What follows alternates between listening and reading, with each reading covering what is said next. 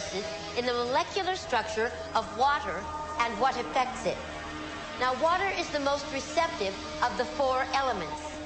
Mr. Emoto thought perhaps it would respond to non-physical events. So he set up a series of studies, applied mental stimuli, and photographed it with a microscope.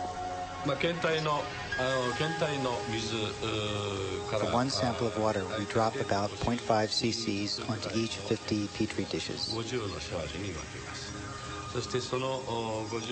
Then we take those 50 petri dishes and freeze them in a freezer at minus 25 degrees Celsius for about 3 hours. We take those frozen samples into a refrigerator that is set at minus 5 degrees Celsius, where a microscope with a camera is set up. There we take photographs of each of the 50 water drops individually. We first take photographs of water that we did not put any information in. Then we take the water with information and do the same procedure just described. We take those before and after photographs and compare the differences.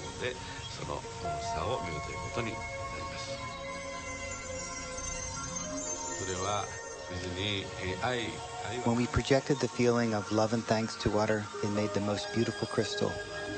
At times like this, I think water is at peace. This first picture is a picture of water from the Fujiwara Dam. And this picture is the same water after receiving a blessing from a Zen Buddhist monk. Now, in this next series of pictures, Mr. Emoto printed out words, taped them to bottles of distilled water, and let them out overnight. This first photograph is a picture of the pure distilled water, just the essence of itself. These subsequent photographs, as you can see, are each different. This is the chi of love. And we move along here to thank you. And you can see where he taped that to this bottle here. But if you read Japanese, you already knew that. Now, Mr. Emoto speaks of the thought or intent being the driving force in all of this.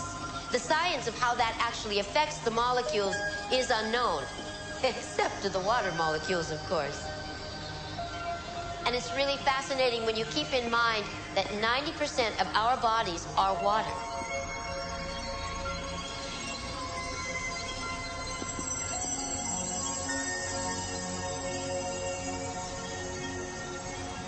Makes you wonder, doesn't it? If thoughts can do that to water, imagine what our thoughts can do to us.